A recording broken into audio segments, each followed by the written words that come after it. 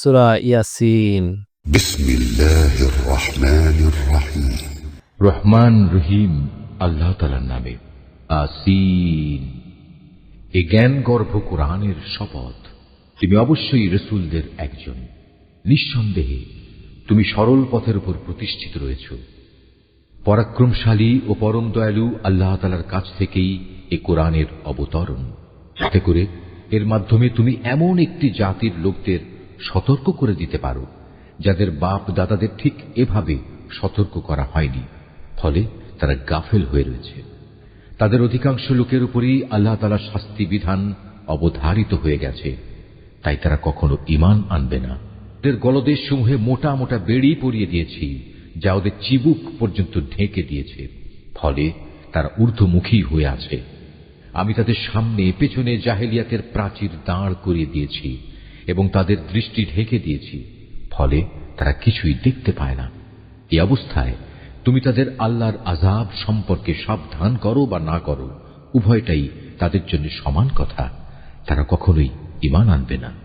তুমি তো কেবল এমন লোককেই সতর্ক করতে পারো যে আমার উপদেশ মেনে চলে এবং সে অনুযায়ী দয়াময় আল্লাহ তাআলাকে না দেখে ভয় করে। হ্যাঁ, যে আল্লাহ তাআলাকে ভয় করে তাকে তুমি ক্ষমা ও মহা প্রতিদানের সুসংবাদ দান করো। আমি মৃতকে জীবিত করি, যা কিছু তারা নিজেদের কর্মকাণ্ডের চিহ্ন হিসেবে এই পৃথিবীতে ফেলে আসে সেগুলো সবই আমি যথাযথভাবে লিখে রাখি। প্রতিটি জিনিস আমি একটি সুস্পষ্ট কিতাবে গুণে গুণে সংরক্ষিত করে রেখেছি।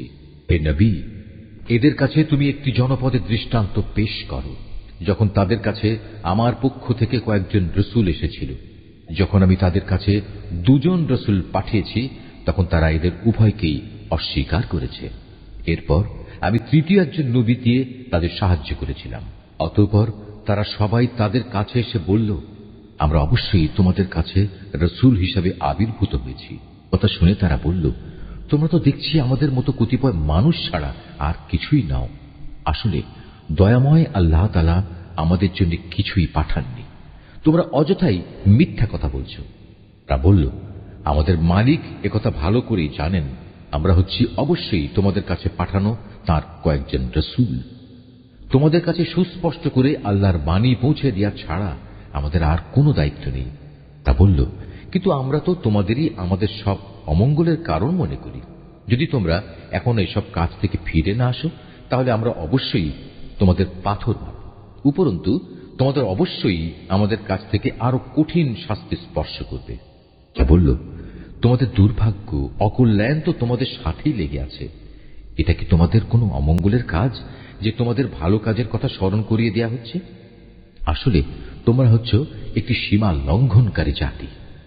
এমন সময় নগরীর প্রান্ত থেকে এক ব্যক্তি এদের কাছে ছুটে এলো এবং সবাইকে বলল, হে আমার জাতির লোকেরা, তোমরা আল্লাহর এ রসূলদের অনুসরণ করো এমন এক রসূলের যে তোমাদের কাছে হেদায়েতের বিনিময়ে কোনো প্রকার প্রতিদান চায় না।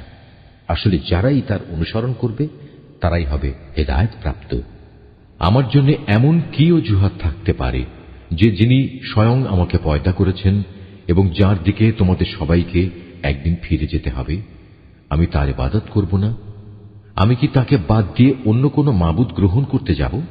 অথচ দয়াময় আল্লাহ তাআলা যদি আমার কোনো ক্ষতি করতে চান, তাহলে ওদের কোনো সুপারিশই তো আমার কোনো কাজে আসবে না, না তারা কেউ আমাকে ক্ষতি থেকে উদ্ধার করতে পারবে। এ সত্ত্বেও যদি আমি এমন কিছু করি, তাহলে আমি সুস্পষ্ট গুমরাহিতে নিমজ্জিত হয়ে যাব। আমি তো এই গুমরাহির বদলে তোমাদের মালিকের উপরই ঈমান এনেছি। অতএব তোমরা আমার কথা শোনো। এ ব্যক্তিটির আল্লাহর পথে নিহত হওয়ার পর তাকে বলা হলো, যাও, তুমি গিয়ে এবার জান্নাতে প্রবেশ করো। সেখানে গিয়ে জান্নাতের নিয়ামত দেখে সে বলল, আফসোস, যদি আমার জাতি এ কথাটা জানতে পারত। আমার মালিক আমাকে মাফ করে দিয়েছেন এবং আমাকে তিনি সম্মানিত মানুষদের দলে শামিল করে নিয়েছেন। তার হত্যাকাণ্ডের পর তাদের শায়েস্তা করার জন্য আমি তার জাতির উপর আসমান থেকে কোনো বাহিনী পাঠাইনি, না এ ক্ষুদ্র কীটদের শাস্তি দেওয়ার জন্য আমার তেমন কোনো বাহিনী পাঠানোর প্রয়োজন ছিল। আমি যা করেছি তা ছিল একটি মাত্র বিকট গর্জন, তাতেই ওরা সবাই নিথর নিস্তব্ধ হয়ে গেল। বড়ই আফসোস এমন সব বান্দাদের উপর তাদের কাছে এমন একজন রসুলও আসেনি যাদের তারা ঠাট্টা বিদ্রুপ করেনি। তারা কি এই বিষয়টি লক্ষ্য করেনি যে তাদের আগে আমি কত জাতিকে বিনাশ করে দিয়েছি, যারা কোনোদিনই আর তাদের দিকে ফিরে আসবে না, বরং তাদের সবাইকে একদিন আমার সামনে এনে জড়ো করা হবে। শিক্ষার জন্য আমার কুদরতের একটি নিদর্শন হচ্ছে এই মৃত জমিন, যাকে আমি আসমান থেকে পানি বর্ষণ করে জীবন দান করি এবং তা থেকে শস্য দানা বের করে আনি। তা থেকেই তারা নিজ নিজ অংশ ভক্ষণ করে।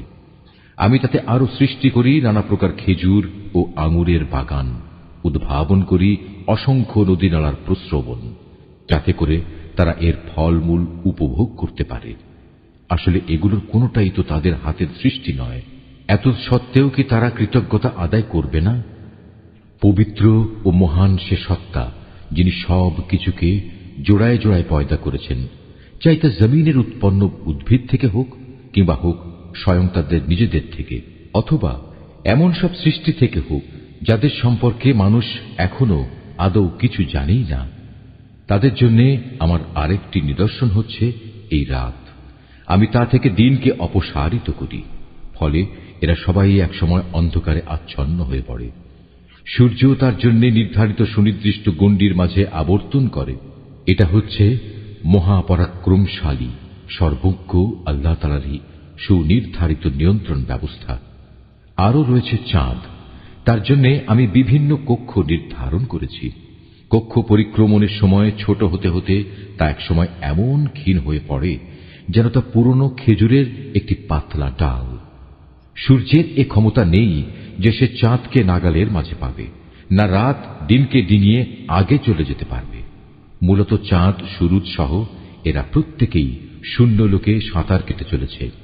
তাদের জন্য আরেকটি নিদর্শন হচ্ছে, আমি তাদের বংশধরদের এক সময়ে একটি ভরা নৌযানে আরোহণ করিয়েছিলাম। তাদের নিজেদের জন্য সে নৌকার মতো যানবাহন আমি সৃষ্টি করেছিলাম, যাতে মাল সম্পদ সহ তারা আরোহণ করছে। অথচ আমি চাইলে মাল সামানা সহ এদের সবাইকে ডুবিয়ে দিতে পারি। সে অবস্থায় তাদের ফরিয়াদ শোনার মতো কেউই থাকবে না, না এদের তখন উদ্ধার করা হবে। হ্যাঁ, একমাত্র আমার অনুগ্রহই ছিল যা তাদের নিজ নিজ মঞ্জিলে পৌঁছে দিয়েছিল, এবং এটা ছিল এক সুনির্দিষ্ট কাল পর্যন্ত এ বৈষয়িক সম্পদ উপভোগ করার সুযোগ। যখন তাদের বলা হয়, তোমরা তোমাদের সামনে যে আযাব রয়েছে তাকে ভয় করো, ভয় করো যা কিছু পেছনে আছে তাকেও, আশা করা যায় তোমাদের উপর দয়া করা হবে।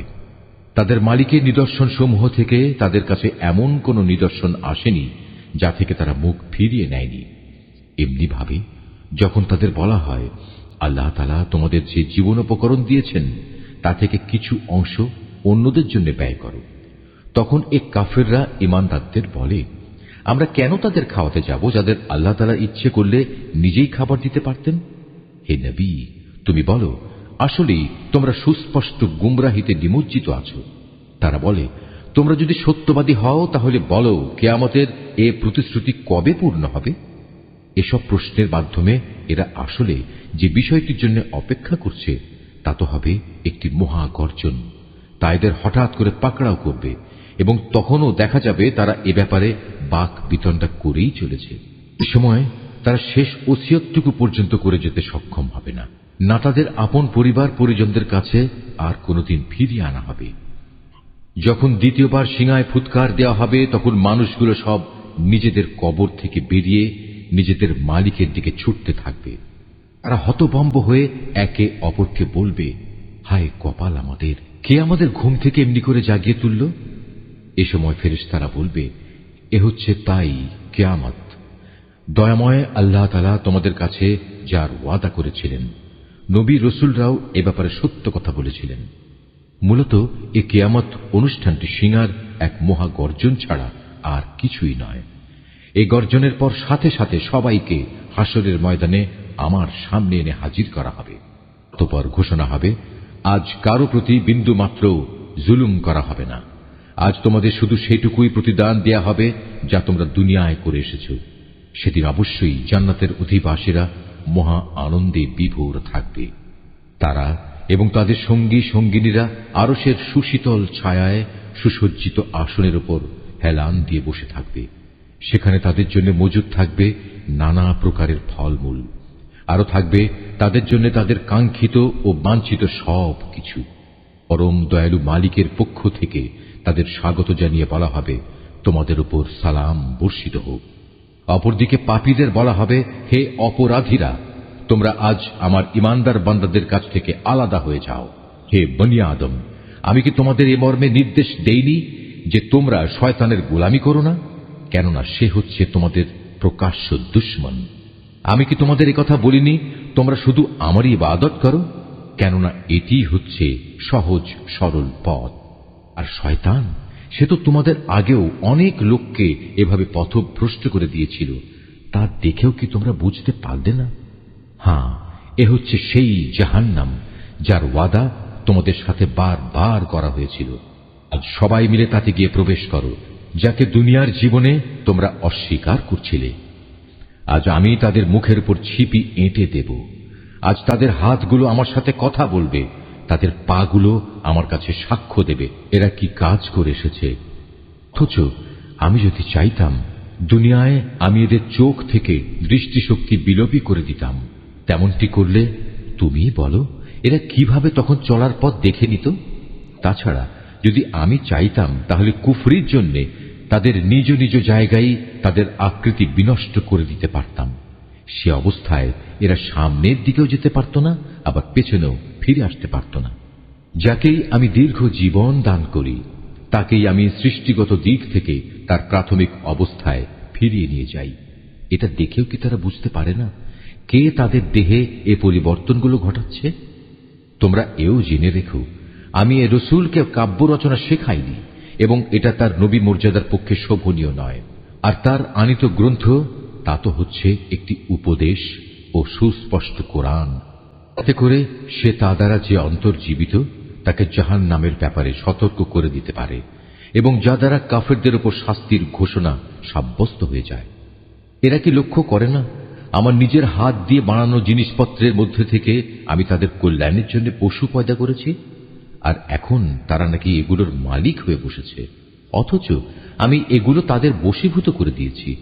এর কিছু হচ্ছে তাদের বাহন, আর কিছু এমন যার গোশত থেকে তারা খাদ্য গ্রহণ করে।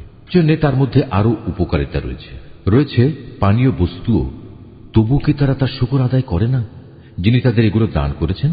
এ সত্ত্বেও তারা আল্লাহ তাআলার বদলে অন্যদের মাবুদ বানায়, তাও এই আশায় তাদের পক্ষ থেকে এদের সাহায্য করা হবে। অথচ তারা তাদের কোন রকম সাহায্য করার ক্ষমতাই রাখে না, বরং কিয়ামতের দিন তাদের সবাই দলবদ্ধভাবে জাহান্নামে এসে জড়ো হবে। অতএব হে নবী, এদের এসব জাহেলি কথাবার্তা যেন তোমাকে উদ্বিগ্ন না করে। অবশ্যই আমি জানি যা কিছু এরা গোপন করে এবং যা কিছু প্রকাশ্যে বলে বেড়ায়। এ মানুষগুলো কি দেখে না আমি তাদের একটি ক্ষুদ্র শুক্র কীট থেকে পয়দা করেছি? অথচ সৃষ্টি হতে না হতেই ক্ষুদ্র কীটের সে মানুষটি আমার সৃষ্টির ব্যাপারে খোলাখুলি বিতণ্ডাকারী হয়ে পড়ল। সে আমার সৃষ্টি ক্ষমতা সম্পর্কে নানা কথা রচনা করতে শুরু করল, এবং একসময় সে লোকটি তার নিজ সৃষ্টি কৌশলী ভুলে গেল। সে বলল, কে মানুষের এ হাড় পুনরায় জীবিত করবে যখন তা পচে গলে যাবে? হে নবী, তুমি এদের বলো, হ্যাঁ, তাতে প্রাণ সঞ্চার তিনিই করবেন যিনি প্রথমবার এতে জীবন দিয়েছিলেন, এবং তিনি সমস্ত কিছুর সৃষ্টি কৌশল সম্পর্কে সম্যক অবগত রয়েছেন। তিনি তোমাদের জন্য সবুজ সতেজ বৃক্ষ থেকে আগুন উৎপাদন প্রক্রিয়া সম্পন্ন করেছেন, এবং তা দ্বারাই তোমরা আজ আগুন জ্বালাচ্ছ। যিনি নিজের ক্ষমতা বলে একবার আকাশমণ্ডল ও জমিন সৃষ্টি করেছেন, তিনি কি পুনরায় তাদেরই মতো কিছু সৃষ্টি করতে সক্ষম নন? হ্যাঁ, নিশ্চয়ই তিনি মহাস্রষ্টা ও সর্বজ্ঞ। তিনি যখন কিছু একটা সৃষ্টি করতে ইচ্ছা করেন, তখন কেবল এটুকুই বলেন, হও, অতঃপর তার সাথে সাথে তৈরি হয়ে যায়। অতএব পবিত্র ও মহান সে আল্লাহ তাআলা, যিনি প্রত্যেক বিষয়ের উপর সার্বভৌম ক্ষমতার একচ্ছত্র মালিক, এবং তাঁর কাছেই একদিন তোমাদের সবাইকে ফিরে যেতে হবে।